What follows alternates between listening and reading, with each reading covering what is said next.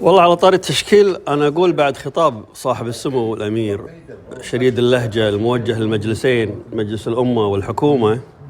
بالنسبة لمجلس الأمة هذا اختيار الشعب مثل ما نقول، هم كيفهم يختارون إن شاء الله الشياطين، هذا ذنبهم على يمهم يعني، واختاروا الملائكة اللي يبونهم يختارونه.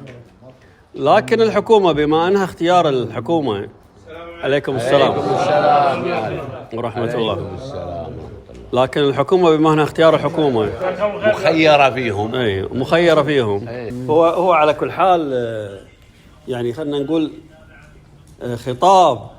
خطاب سمو الأمير للمجلس والحكومة أحسن وصف أن نعتبره هذا خارطة طريق للحكومة القادمة وللمجلس القادم.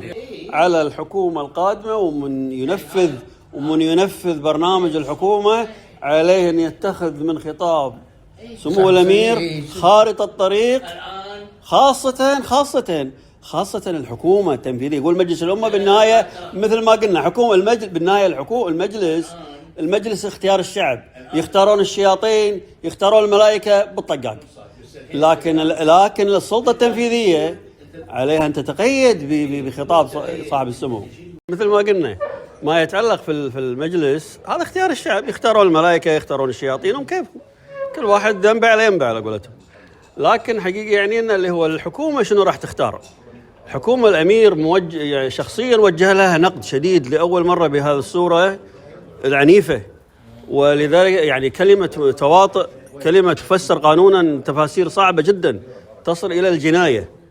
لذلك اليوم في هذه الحكومة يفترض والله أعلم احنا نقول أن التشكيل الحكومي إعادة الوزراء السابقين لا يتجاوز 2-3، لا يتجاوز 2-3، وإلا يعني هذه الحكومة المذمومة، ويكون الحكومة كأنها ما على قولتهم ارتكبت ذنب، وكأن الخطاب لمجهول ولآخرين، هذه كارثة.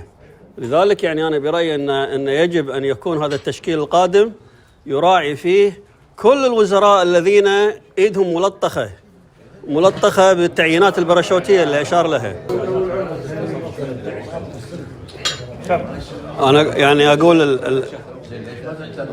الحكومة اللي حقيقة ثبت أنها لها علاقة بهذا الخطاب حدد مع أشياء وجرائم حقيقية واضحة المعالم، ومنها التعيينات البراشوتية. طبعا التعيينات البراشوتية هذه أصابت كثير من الوزارات، وأصاب بدون ما نحدد، يمكن الكويت كلها عارفة، الكويت صغيرة، واللي شفناه مثل ما قالوا بياع مكسرات صار مدير مكتب، واللي مش عارف ايش، قصة يعني مخيفة صارت بالكويت. طبعا حنا كان عندنا زمان ونقوله ولا زلنا نعيده، نقول يعني الفساد الوزارة الفلانية ما تشيل البعارين. كل هالوزارات حقيقة صابها الفساد، وصابها التعيينات البراشوتية والاختراق، بل وصابها يعني خلنا نقول هذه الكتل قامت تركب على الدولة. جاي كان الحين بالكلام، الحين أقول لك السبب مجلس الأمة، الحين أجيك أبد، وأنا أثني على كلامك وأنا أتفق معك.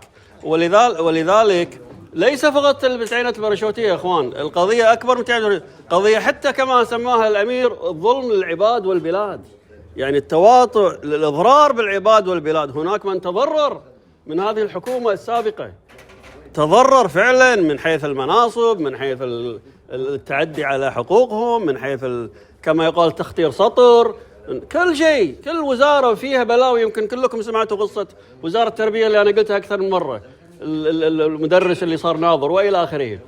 لذلك يعني هذا الكلام حقيقة اليوم هو صرخة موجهة لكل من يعنيه الأمر، أن يراعي كل من يعنيه خطاب الأمير في قضية التعيينات القادمة، أن يفحص هذا الشخص الذي يراد تعيينه، هل هو من نفس الصنف؟ هل هو من نفس الجماعة؟ هل هو من نفس الحزب؟ هل هو من نفس الطينة؟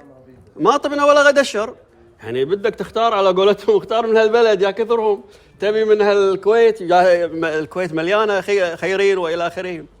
لا تروح حق المحاصصات القبيحة اللي أفشلت الكويت، وعلى رأسها مثل ما شفنا حنا. طبعا المجلس احنا نرجع ونكرر، المجلس هو معني بالدرجة الأولى في الخطاب الأميري. لا يقول لي واحد أنا عضو ما لي شغل، مع احترامي لأخونا العضو الموجود، لا يقول لي أحد أنا عضو ما لي علاقة، أنا ما سويت شيء. لا، كل عضو بس كل عضو ينال جزء من هذا الخطاب. في عضو ينال يمكن 100%، في عضو ينال 1%، لأن حسب أنت دورك في هذه القضية اللي أشار لها الأمير أشار إلى فساد وإفساد وتخريب وطن، أشار إلى عفو قبيح. شنو دورك أنت في هذا الموضوع؟ أقل شيء تقول لي أنا والله ما لي دور.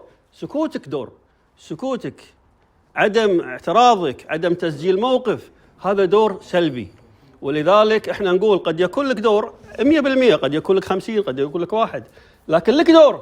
ما أقدر أنا أقول اليوم الأعضاء كل واحد، أنا كل ما أدش ديوانية يقول لي بعد الأعضاء يقول ترى ما لي شغل، أنا ما عينت أحد، أنا ما نزلت باراشوت، أنا ما دخلت في العفو. أنا يعني هذا ذكرني تفسير ببيان الأعضاء اللي صدروه بعد خطاب سمو الأمير، وملخص خطاب الأعضاء قالوا له هذا إنجازنا 1 2 3 20 50 13 إلى آخره. أنا قريتها بصيغة مختلفة، أنا قريت صيغة رد الأعضاء على سمو الأمير، أنت غلطان وإحنا صح. على كل حال حنا بالنهاية أنا أرجع وأكرر، أنا فهمت من الخطاب اللي وجهوه أعضاء مجلس الأمة، كتبوه عن أنفسهم، عددوا إنجازاتهم بعد خطاب الأمير، اللي كان يتوجب أن يكون هناك توأمة، يعني هناك مقابل، إنسان يتهمني ثم أنا أعدد له محاسني. لا تعدد لي محاسنك، أنت جاوبني على الاتهامات. لذلك أنا فهمت خطاب المجلس أو بعض أعضاء المجلس اللي بعضهم نشروه في حساباتهم إلى آخره، أنا فهمته أن أنت غلطان وإحنا صح. هذا فهمي وفهم كثير من أهل الكويت. لذلك إحنا ما نبي انتذاكة على الكويت وعلى الناس وعلى مش عارف إيش. اللي يقول أنا ما أخطأت نقول له كثر الله خيرك، اللي يقول أنا مو معني بخطاب الأمير نقول له كثر الله خيرك، بس طلع لي كلامك أنك أنت اعترضت على العفو عشان نسجل موقف، مو تسكت أو تأيد الكلام اللي قالوه إنجازاتكم. مو وقت إنجازاتكم الحين، إحنا ما قاعد نتحدث عن إنجازات. أمير يخاطب جرائم قائمة، فالآن يجب تكون فيها الرد التوأم الطبيعي، إن أنا أقول هذه الجرائم ليس لي علاقة فيها لا بالتعيينات ولا بالباراشوتات، واللي يقول إنه ماكو إلا 2 3 باراشوتات غير صحيح. يا أخي سنة والدولة باراشوتات فيها، سنة كاملة باراشوتات تنزل، سنة كاملة. ما نبي حنا يعني نخلي كلام الانتذاك على الأمير. يطلع لي مبارك فلان يطلع لي يقول لي والله احنا ما ارتكبنا شيء، او بمعنى صح يقول ما ارتكبوا شيء اعضاء المجلس الامه، ما لهم شغل بالشيء. شو ما لهم شغل بشيء؟ هذا اللي حن عليه عضو مجلس امه، حن على وزير علشان يعبث في طريقه تدريس وطريقه تعليم وطريقه ناظر، ما يلقى مكانه كرسيه، مدرس قاعد حاطيه عليه قاعد مكانه ناظر، يقول انا الناظر وانت المدرس. 100% صحيح، والآن مو باكر ولا أمس، اليوم الحكي هذا وقرارات صادرة. فيني واحد يقول لي والله منو دعم منو وبوش من منو بضغط من منو بضغط من عضو مجلس أمة فاسد، والوزير يوافق على هالعملية هذه وأمام نظر الكويت.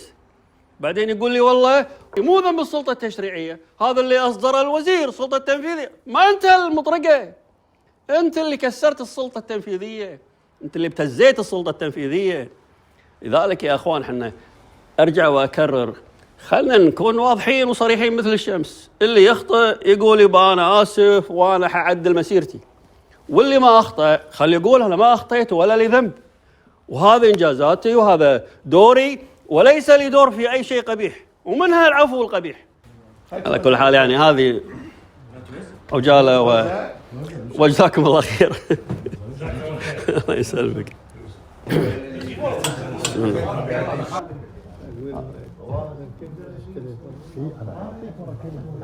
ابو نسيم شلونك؟ اخبارك؟ يلا طيب. الله يسلمك. السلام عليكم.